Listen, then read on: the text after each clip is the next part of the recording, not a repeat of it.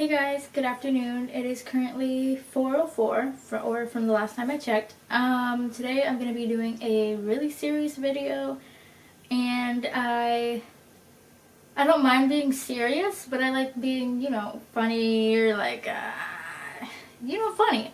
But I freak out in like serious situations, but today I'm going to be doing, I don't want to call it a story time because I feel like that downplays how serious the situation is, but I'll be doing a story time over my experience with suicide and suicidal thoughts. It took me a while to record this because, like I said, it's a really serious subject and I'm still kind of not over it. I mean, I kind of am, but I'm not. I mean, it will always still be there because it hurts and it's like a really deep subject. But I built up enough courage to actually, talk about it. So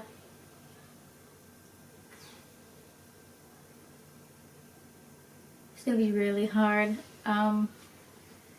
September is Suicide Prevention Month, and if there's anything I can do to help you guys to like prevent it and stop it, or from you to from you trying to like actually commit suicide, I will try to help. There's a lot of links and like phone numbers that I can provide, and if there's other things that I can help you with, please let me know. So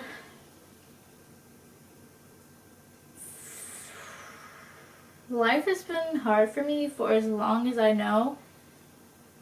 My friend situation kind of always sucked. I was the only child. I have 4 siblings on my dad's side. We don't live together. I'm the only child on my mom's side. So yeah, and our living situations have been all over the place. I haven't had the best relationship with my older sister or my dad. So that contributed to a lot of, I guess you can say, the trauma. Sorry that I'm spinning in the chair. I'm just like really nervous, and yeah. So I'll start from a more recent feeling. I've kind of always felt trapped and misunderstood, even when I did have a lot of friends. At my old school, when I used to live in Warrensville, I'd been going there K through 4th. Well, in Warrensville in general, K through 6th grade, except for 3rd grade, I switched schools, and that was in actually like Cleveland, and not like just Warrensville. But I've been there K through 12. Oh my god. Sorry. K through 6th grade. So I knew everybody, everyone knew me, vice versa. But I've been to like a lot of different schools in between there, but they were all in the area of Warrensville. So I had, friends because it was a different dynamic. I had only been to school with black kids. It was an all-black school. So I wasn't really exposed to other cultures because we were all like the same race. We all understood each other, same background. So it was easy to make friends or relate to each other. So when I moved to Twinsburg in 7th grade, it was a really diverse setting that I wasn't used to.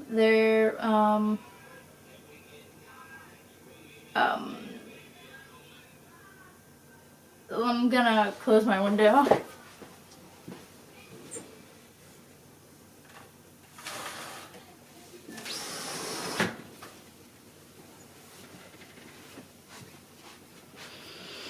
Okay. There were, white kids, Indian kids, Chinese kids, just a lot of people of a lot of different races and ethnicities that I had never been exposed to. So, you know, I've only had the stereotypes to go off of, and those were unrealistic, and that got me into a lot of social issues and being bullied a lot. Because, you know, you only know what you see on TV, and I didn't have an older sister or a brother to like tell me like that's not realistic or anything. But the first time I ever got bullied was in kindergarten, like not kidding, at legit 5 years old. And it was by, I think she failed kindergarten, so she was in first grade, but she was back in kindergarten. So, you know, I didn't really have that many friends when I was like a toddler or in preschool or before I actually went to kindergarten. So I can't remember what she made fun of. I had a few people like, you know, stand up for me. I've always been soft-spoken and very shy. I mean, I kind of stood up for myself in different situations. And that was really hard for me because I didn't understand bullying. I didn't understand what it meant or like what it was because I had never been bullied before because like I said, I was the only child and I didn't really have anybody else to talk to. I got bullied a few times, I think in first and second grade, but that I don't really remember. But third grade was when I got heavily bullied again, and it was a small group of us. It was me, this other girl, and this other girl, so it was 3 of us in total. But the main girl, who was like the ringleader, we would have music class, and we'd get little music tickets like for participating, so we'd get candy every Friday or something like that. So she really liked Twix. So I would get her the Twix, and you know, because that's what friends do. She would never get me anything. And then it became like a threat, and she'd threaten me if I didn't give her any Twix, and you know, she'd bully me. And so later on in the year, I had lost those 2 friends, and that made it really hard because I didn't have any outside friends to socialize with. So that was like really hard and difficult to deal with because you kind of turned like everybody that I was sort of cool with against me, and no one really cared or about my feelings. And her grandmother, she worked in the school or for the school. So, you know, if I even tried to tell the teacher, you know, that the ringleader was trying to, you know, be mean to me, the teacher would be like, oh, no, she's not, because, like, you know, her grandmother works here, she's fine, she's a perfect angel. So that didn't work. So, you know, she, like, threatened me to bring my toys to school, which I did a few times, and she stole some of my toys, but I already knew the rules because my mom already told me in kindergarten, do not bring anything that I bought you or any of your family members out of the house, despite what other people say, because it's going to get taken. But I was so pressured that I took it anyway, and it got stolen. So fast forward to 4th grade, I went back to Warrensville. So, you know, I rekindled my friendships with all my old friends. So that went really well. You know, then we fast forward to 7th grade. I didn't really, you know, fit in. I wasn't like the other kids, but like there were a lot of new people to the district, and you know, it was really different because that was my first time in junior high because, you know, I wasn't in junior high before. So I was trying to adjust to that. I was trying to adjust to the classes changing and friends. So I met a really nice girl. We were friends. It was kind of a hard friendship. We were friends until 8th grade, and then some stuff popped off and it just became like really toxic. So that really took a toll on me because I was already struggling in 8th grade, with feeling stupid academically, not having the best grades like everybody else, not having any friends or anybody to socialize to. So that was pretty difficult. And she was the straw that broke the camel's back. And when I explained this to a lot of adults or people, they were like, well, that's stupid that like one girl made you want to like kill yourself.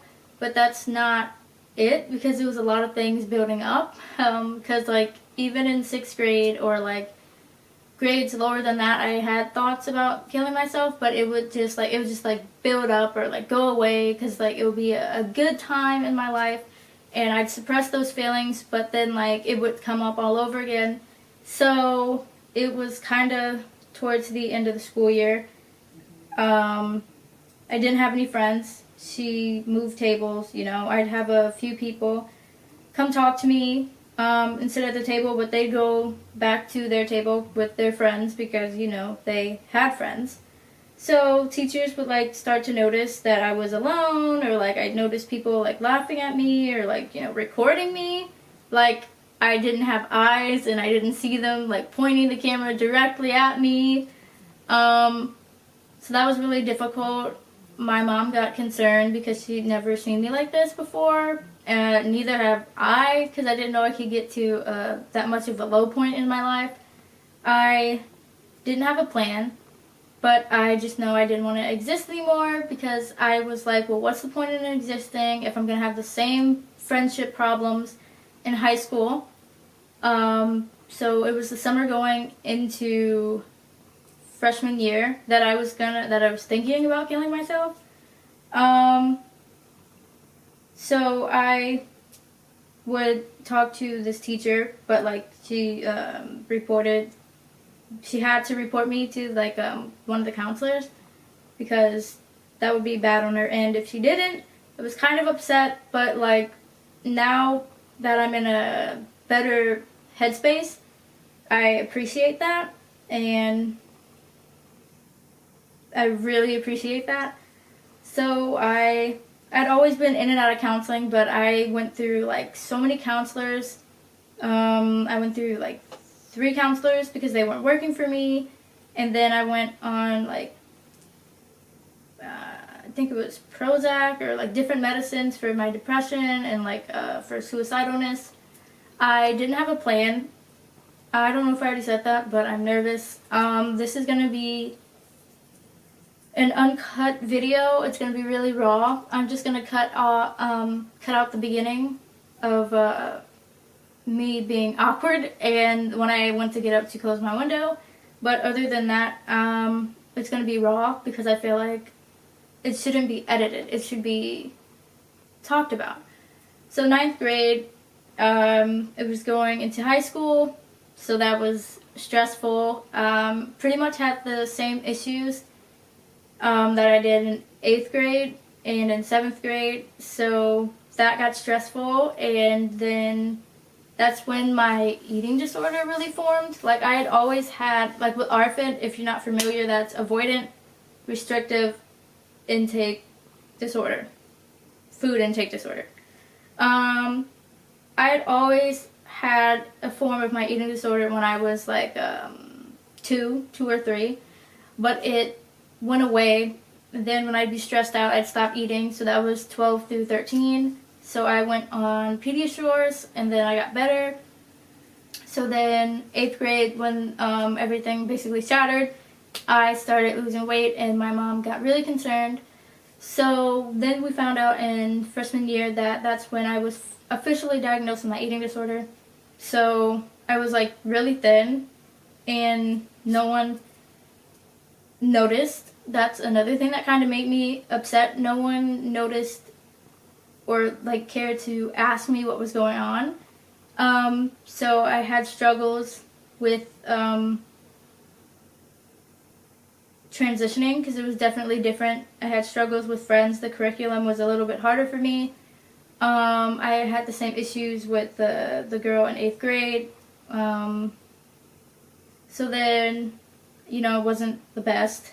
I got bullied from my parents or talking to people, or like they'd spread something that I'd say and misconstrued it, or like say it out of context. So that wasn't really good. Fast forward to 10th grade, like I'd still have some of those thoughts. A lot of things didn't work out. I gained some friends and lost some friends in 10th grade. And fast forward to now, I don't really have as many suicidal thoughts as I once did. I switched a lot of medications and we found stuff that worked best for me. So I'm not as in a bad spot as I was, but a lot of people are probably going to be like, this is stupid, this isn't enough for you to like make you kill yourself. I felt alone. I'm introverted because I'm shy. I'm nervous. Not the most confident kind of person, and people can see your flaws, so they use it against you.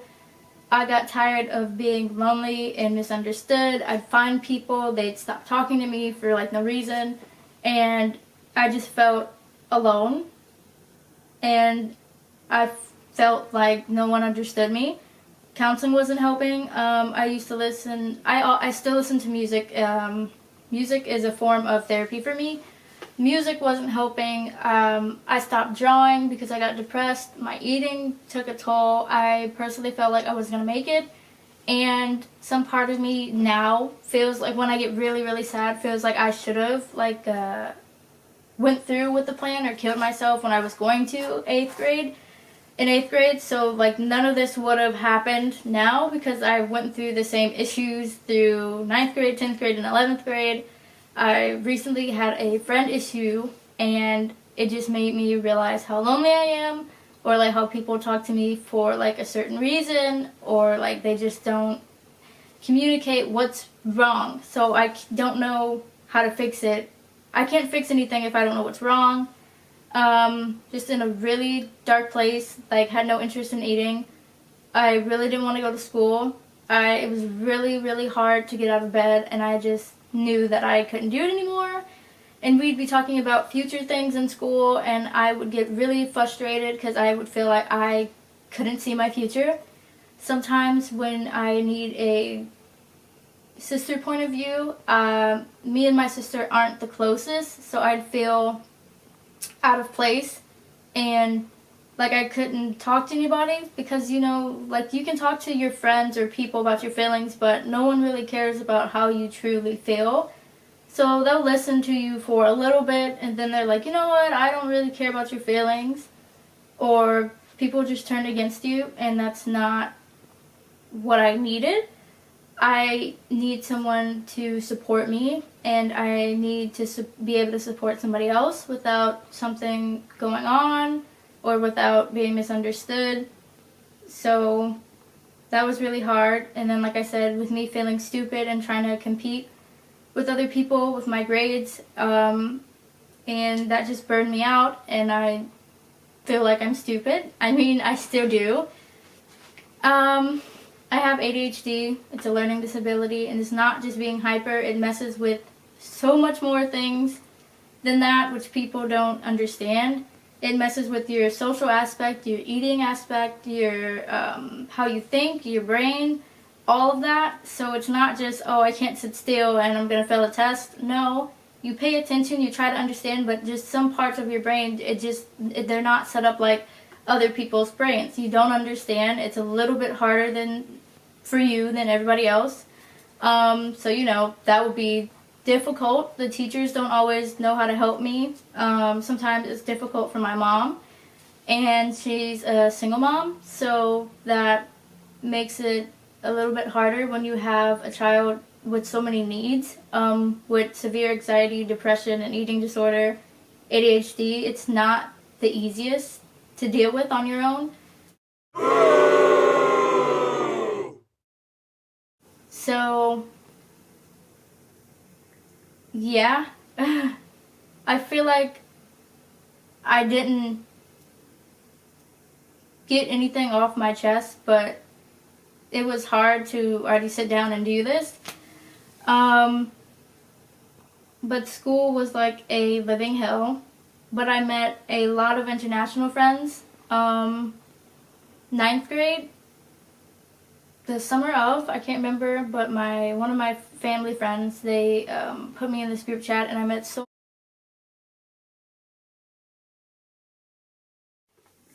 Like I was saying, I'm sorry my camera cut off, but I met a lot of cool people, and I really hope that one day I can meet up with them. This is another video that I'm recording on a school camera, so there won't be an intro or an outro, but I hope this helped you guys, and like I said, if there's any way I can help you, let me know. And I will definitely see you in my next video, and it won't be as serious. I will definitely include more serious videos on my channel as my platform is getting bigger. But I hope you guys enjoyed this video, or, you know, I'm not saying it like that, like you enjoyed talking about death, but I'll see you in the next one.